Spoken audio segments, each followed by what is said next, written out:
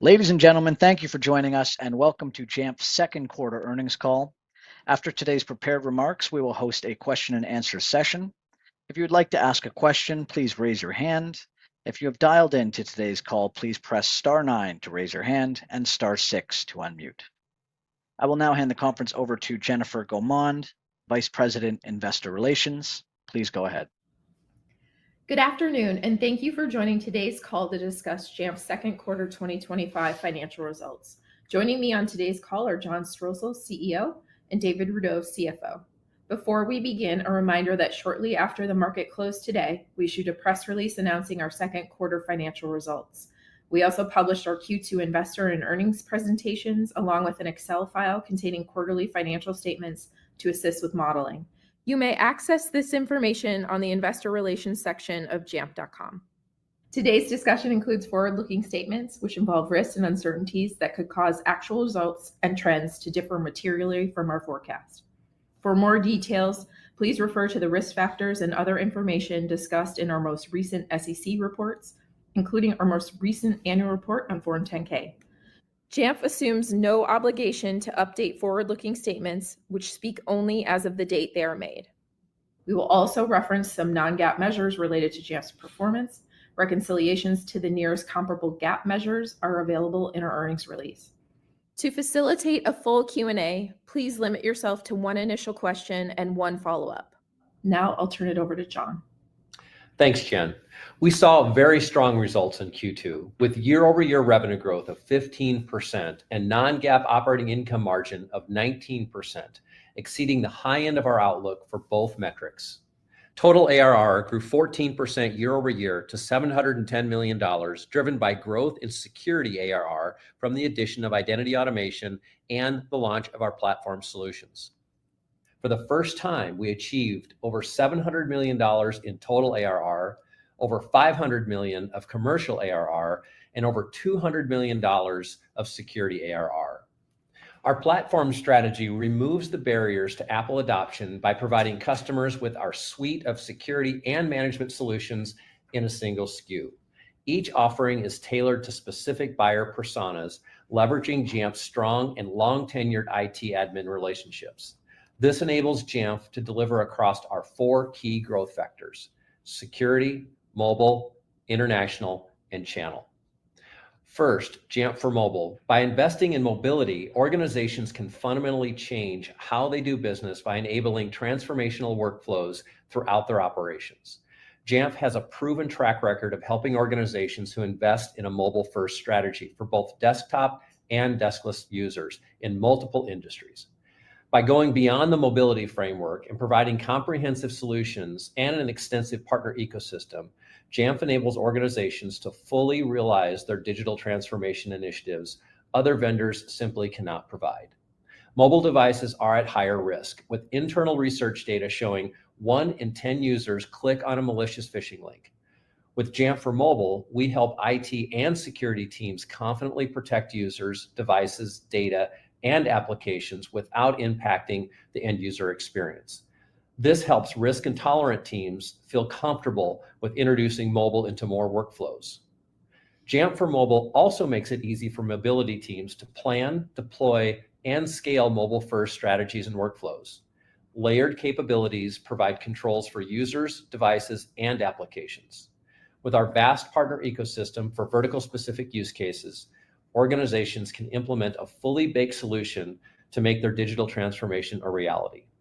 With Jamf for mobile creating tailored experiences based on the employee's role, organizations can provide the exact resource employees need at the moment of need.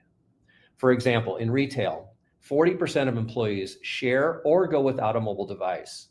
Insufficient IT infrastructure, complexity of integration, and technical issues are all highly cited reasons for not providing devices. This same challenge is also present in manufacturing, healthcare, hard hat industries, and transportation. In Q2, a Middle Eastern airline purchased Jamf for mobile for 10,000 iPads to be used as crew devices and electronic flight bags. Jamf was chosen over the 2 largest UEM vendors for this 4-year deal due to a number of factors, including protecting a rapidly scaling mobile fleet worldwide with a layered defense of network threat defense, secure DNS, real-time OS health with instant remediation and quarantine, feeding the airline's security operations center with actionable telemetry via native SIEM integration, delivering rich mobile-specific events, providing a granular data usage and roaming governance policies that cap spend without hindering operations, and combining all electronic flight bag critical controls into a single SKU, which is far simpler than piecemeal licensing offered by the competition. Helping make Jamf for Mobile even more robust, we recently announced Android enrollment support, which was available starting July 1st. Jamf has long delivered cross-platform mobile security. Android devices have already been protected by our mobile threat defense, web protections like phishing, content filtering, and zero trust access technologies. However, without Android enrollment support, many organizations had to rely on third-party unified endpoint management tools to meet cross-platform requirements. In those scenarios, Apple devices often ended up managed through platforms that weren't built with Apple in mind, leading to subpar experiences and limited access to native capabilities. With Android enrollment, Jamf for Mobile will enable organizations to manage their full mobile fleet through one solution, while keeping Apple at the center of their mobile strategy. This edition is designed for organizations that want to select Apple as their strategic mobile platform, but operate in environments where a small subset of Android devices still need support. And historically, that meant additional vendors, extra complexity, or compromises to the Apple experience. For Mac, endpoints have evolved, and management alone is no longer enough. Customers need a solution that not only simplifies Mac at work, but also secures and protects it with built-in security, compliance, deep visibility, and identity controls. This is where Jamf for Mac stands apart, enhancing security while integrating seamlessly with existing tools and ensuring onboarding is quick and easy. Jamf for Mac is designed to complement, not replace, the security investment customers already have in place, filling the gaps where Windows-first security tools miss and our Apple-first approach reduces risk. In Q2, a German car manufacturer purchased Jamf for Mac after a proof of concept period where we won a full migration away from a legacy competitor. The process also included satisfying dozens of security requirements and numerous certifications as testament to Jamf's commitment to security. Additionally, in Q2, a healthcare solutions provider recently converted to Jamf for Mac for its 5,000 Mac across a variety of users. This longtime Jamf customer was looking to expand their use of Mac and offering it as a choice to their employees. Part of this process included showing that total cost of ownership to support Mac was lower or within the range of what it costs to support their PCs. Key to this win was demonstrating how Jamf for Mac offers all the tools to support Mac at scale, including purpose-built security for Mac environments and providing additional automation through Jamf routines. Ultimately, the customer chose a 3-year agreement with growth built in for years 2 and 3, which will significantly increase the customer's Mac footprint over time. In education, technology goals have changed dramatically with a focus on meeting individual learner needs. This means that management, security, and classroom support have also changed, bringing a need for empowerment into the classroom with technology to support learning in multiple ways. As schools use devices more often in classrooms with less IT-specific knowledge, the need for students to have the right apps at the right time in a secure and safe environment where learning takes place is essential. Non-IT specialist staff don't want to be concerned with IT issues arising in a lesson and want to know that students are only using the devices and internet for subject-specific focused learning. As deployments grow, IT departments want to scale in an efficient and effective way. This includes making it simple and seamless to add additional devices, ensuring compliance with security policies, and meeting various end-user needs without increasing their workload through help desk ticket fatigue. Jamf K-12 meets these goals by bringing a full solution that meets IT, learning, and teaching needs with device management, security, and classroom workflows. In Q2, a large school district in Kentucky switched from a UEM to Jamf for K-12 for both its student and faculty iPads. The district was struggling with their existing vendors' technical limitations, including the ability to track devices, remove pre-installed apps, and lock security settings effectively. Key to this 4-year deal were Jamf's zero-touch deployment the Jamf Teacher and Parent app, blueprints for group device updates, and activity logging for individual devices. With Jamf K through 12, the district has stronger device control, improved device visibility, enhanced support, and increased value. This win also represents one of our first cross-sell wins with identity automation. We're delighted to have the identity automation team on board and are pleased with the team's performance in Q2. The team is focused on delivering the remainder of the education buying season. As we look to the future, our vision is for Jamf to deliver secure, seamless access for every user on any device or platform while unlocking deeper, more personalized experience on Apple.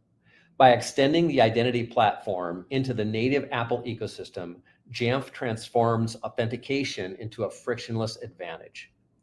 In order to accelerate the execution of our platform strategy, we recently announced a strategic reinvestment plan to support the continued success of our business. This plan includes strategic reallocation of resources to allow for investments in areas with the highest growth potential and drive additional operational leverage in the business. We're focused on two key areas. First, we've made enhancements within go-to-market. We're taking steps to realign our go-to-market organization to allow for investments in areas that have the greatest opportunity for growth and align with our platform strategy. In enterprise, that means increasing investment and resources to support enterprise customers who deliver higher growth, stronger retention, and greater return on investment. This includes investing in enterprise sales talent to expand our reach. In addition, SMB customers are an important part of our base, representing a significant portion of our customer count and ARR. In order to streamline our go-to-market efforts within this segment, we're simplifying our approach to these customers by scaling our reach through the channel.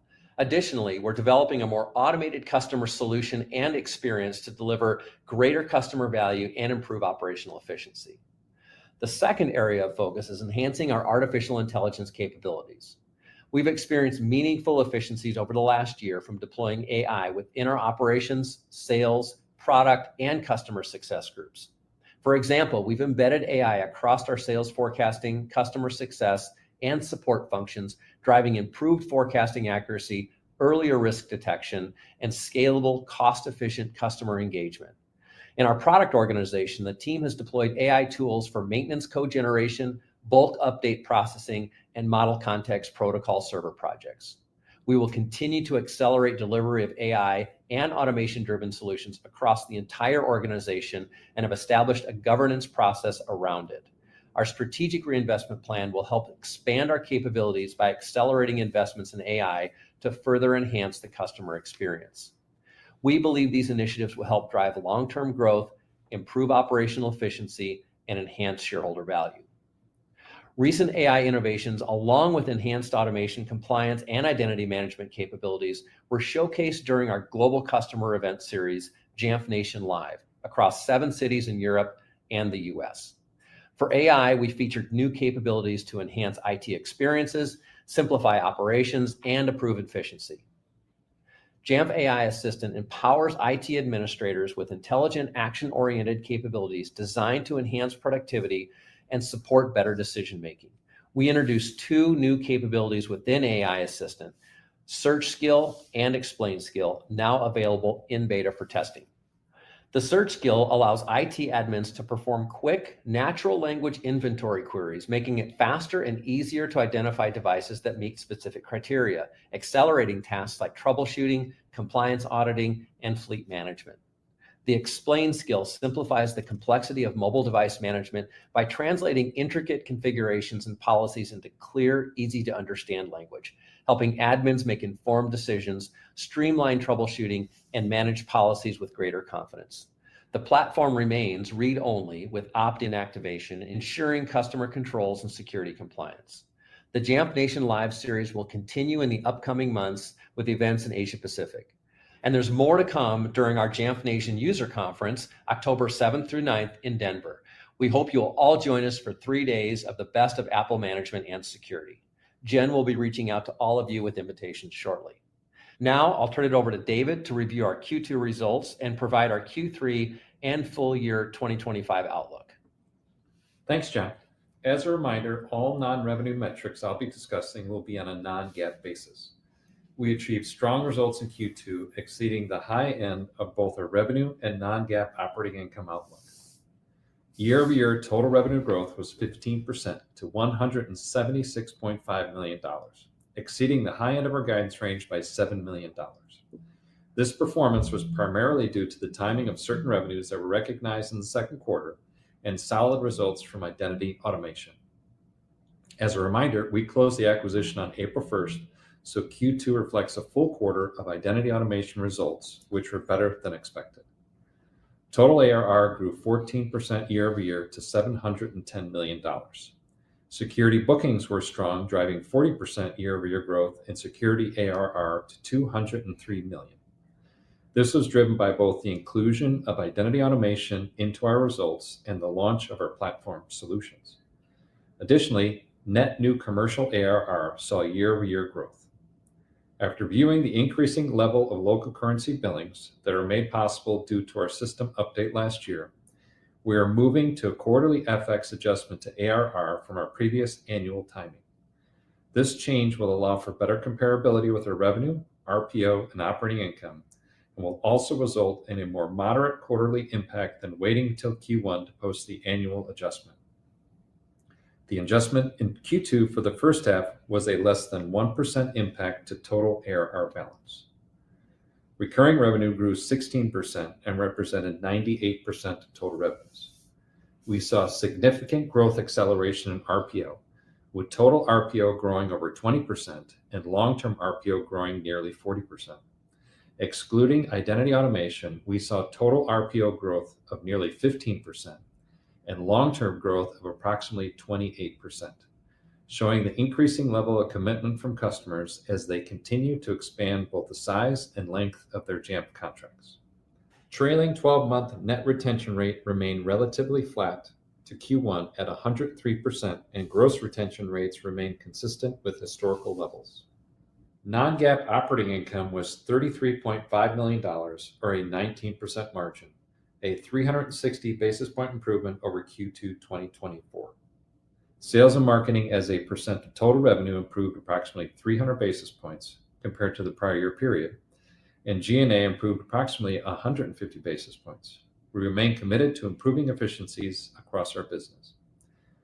Q2 adjusted EBITDA grew 40% to $35.3 million, representing a 20% margin. Trailing 12-month unlevered free cash flow surpassed $100 million for the first time, growing 24% to $102.9 million.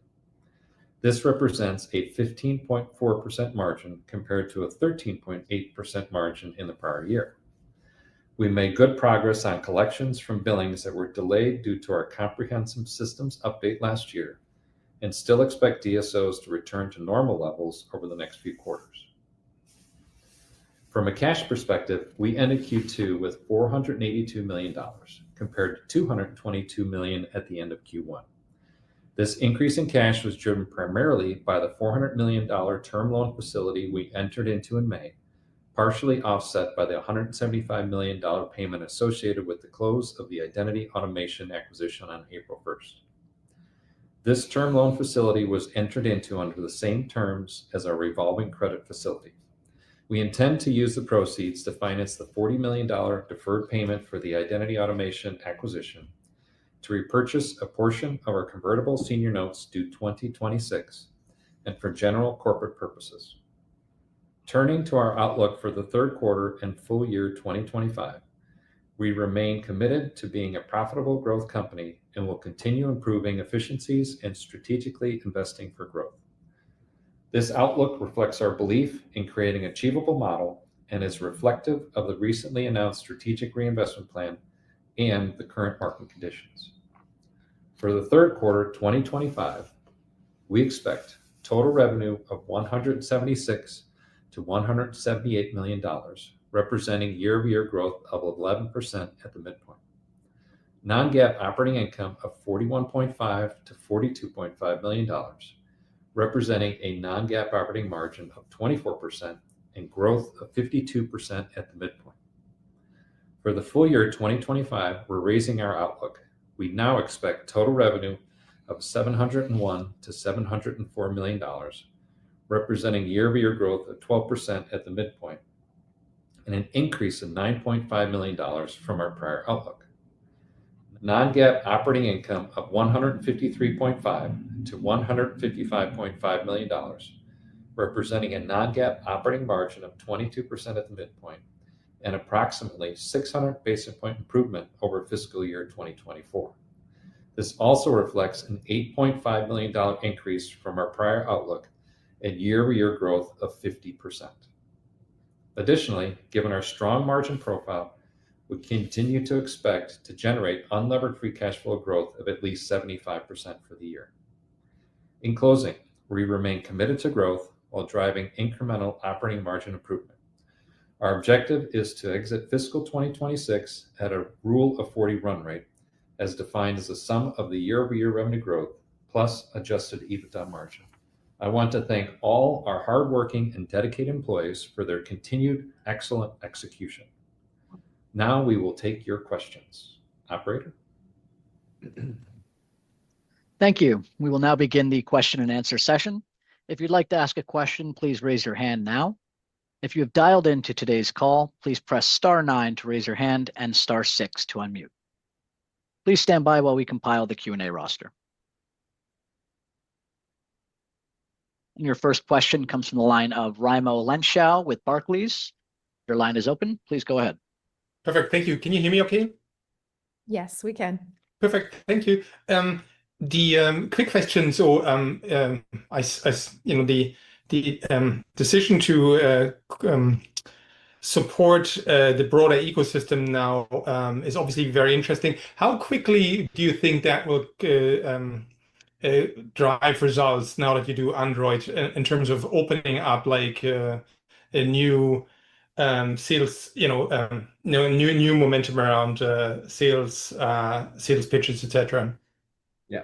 Hey, Raymond, it's John here. I'll take the question. We developed this because at the behest of our customers, like we do with most things like security and others. And it's really, there have been mobile installments where a portion of that has been on the Android side, and the majority of it has been on the iOS side. And they've asked us, hey, we want to use your security products. So is there a way that we can enroll these Android devices so that we can roll that out? And that's really the reason behind this. And so not only because they've been requesting it, we've had some pretty good traction on that so far. And we've gone back to those same customers and said, okay, now we can do this as of July 1st. And so we've had a lot of interest in it and some really good uptake. Yeah. Okay, perfect. And then one question for David, like identity automation, you said it's going better. Like how much of revenue are we talking about now? Like that you think Q2 and as it's now part of the bigger group, like how should we think about it, the contribution there for the rest of the year? Yeah, so we've integrated that into the education business, and actually the CEO of Identity Automation is actually now running the entire education group. So all the salespeople within education now have Identity Automation in their bag to sell, and which is great. So we've seen good traction with that. We've had a couple cross sells, which is really good, and the pipeline is building around that. We talked about the upside in the quarter. Half of that was generated from Identity Automation, partially because we built a conservative model. It's a new acquisition. We had to get a good understanding of the business, and they also did outperform our expectations in the quarter. The other half is Jamf related, improved performance out of Jamf, and then we also had some partner related business that was signed in Q1, but we recognized revenues in Q2, and that was the other reason for that upside in the quarter. Okay, perfect. Thank you. Congrats. Thank you. Your next question comes from the line of Samik Chatterjee with JP Morgan. Your line is now open. Please go ahead. Hi, thanks for taking my question here.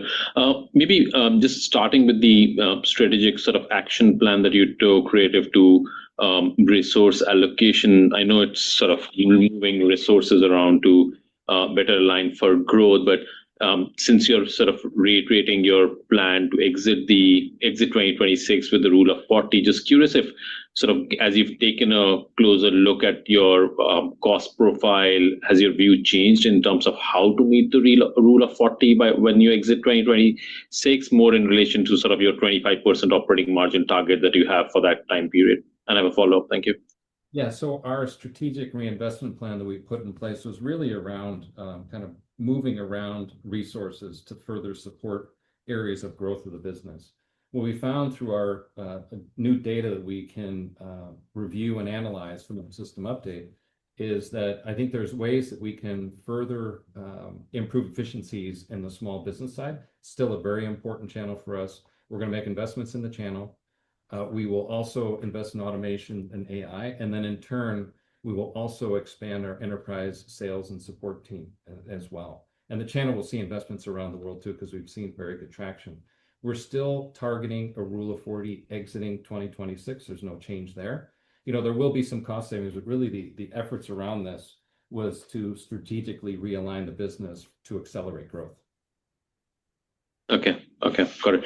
And then maybe just turning back to sort of the near-term drivers here, in relation to the fiscal 3Q guide here, you did mention this is sort of a less than normal seasonality from 2Q that you're guiding to, from what I can see from relative to the last couple of years. And I think some of this is probably what you mentioned in terms of timing of revenue recognition in Q2, but maybe if you can just talk and help us sort of think through why this might be more closer to normal seasonality, or what the magnitude of those timing impacts on Q2 were, or are you seeing anything different from normal seasonality in relation to your Q3 guide?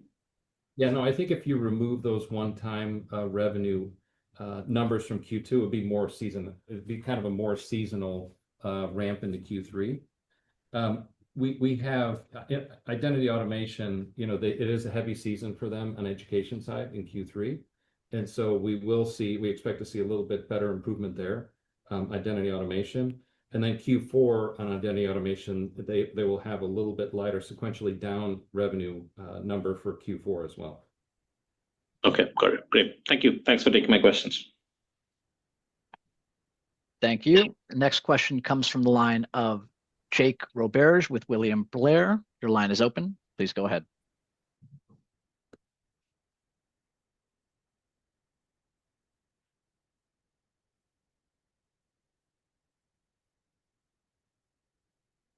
Hello, could you hear me? We can hear you. Yep, we can hear you. Thanks. Hi, this is Jacob Zerbib for Jake Roberge, and thank you for taking my questions. You talked a little bit about how you're increasing go-to-market efficiency. I just wanted to touch on your partner network. Can you talk a little bit about how progress with partners in the US is going, and do you think this channel could eventually drive similar revenues to your international channel? Thank you. Yeah, Jake, I'll take the question here. It's John. We've really been leaning into the channel, specifically domestically, and we have a majority of our business, as you mentioned, outside the U.S. already goes through the channel because we started with channel first. And in the U.S. here, really leaning into the channel. And part of this technical upgrade or systems upgrade that we've been working on not only gave us visibility into the company to show us where we can invest and where our growth is and things where we can really accelerate that growth, but it's also on the channel capability side. And now the fact that we have a channel partner portal that they can come in and register their own deals and create their own quotes without involving a salesperson at Jamf, a lot of the efficiencies that they get in addition to the new partner program that we've rolled out that gives higher incentives for deal registration and really helping us build the top of the funnel, being channel first. Now over 2/3 of our business coming from the channel globally. Again, 80% of that coming from outside the US and increasing pretty rapidly inside the US. So to answer your question, yes, we believe we can get to those levels worldwide that we have internationally, and we're continuing to do that to help leverage the growth, especially as it relates to some of our smaller customers or mid-market customers. Got it. Thank you. And then I just wanted to ask about security. You've done a really good job with management and also in the education sector in the international market. Can you talk a little bit about demand for your security solutions there? Thank you.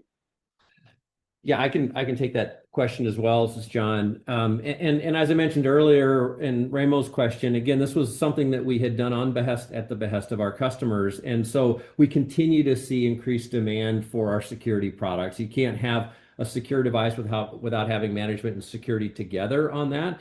And we've seen it in the results that we've had this quarter. as well, with substantial growth in security. And we continue to see our customers leaning into that, especially as it relates to mobile. And that's been one of our fastest growing types of business. And we see that across our retail customers, across our transportation customers, professional services, even into manufacturing, all of those areas where the security, those businesses that are working that deskless workflow understand that those endpoints need to be both managed and secured. And that's where we're getting a lot of good traction there as well. Got it. Thank you for taking my question. Thank you. Your next question comes from the line of Patrick Walravens with Citizens Bank. Your line is open. Please go ahead. Hi, team. This is Kincaid on for Pat. Super excited to hear about this go-to-market shift, but I was wondering if you could highlight any specific changes in rep quotas or what you're trying to push people to sell through that. Yeah, I can take that. Kincaid, this is John. As we look at what we're pushing the reps to sell, I guess, is the platform solutions that we have. It really blends management and security, whether it's a different persona, a customer buying for the Mac or a customer buying for the mobile. And those solutions really oriented toward that persona have done really well. And as we look at focusing our go-to-market efforts, we as David mentioned, the small to medium-sized customer base is significant for us, and we're going to continue to support that in a way that those customers want to be supported, and also to lean more into the enterprise. And so as we invest in some of our sales resources and go-to-market resources on the enterprise side, really we see a lot of growth there and very low churn. Our LTV to CAC is very good in that area, and we're gonna continue to lean into it to exercise that muscle and generate accelerated growth. Spectacular. Thank you so much.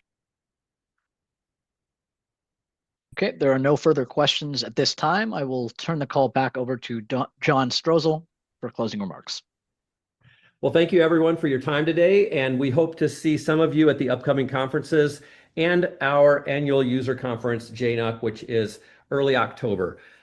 Have a great evening. Thank you. This concludes today's call. Thank you for attending. You may now disconnect.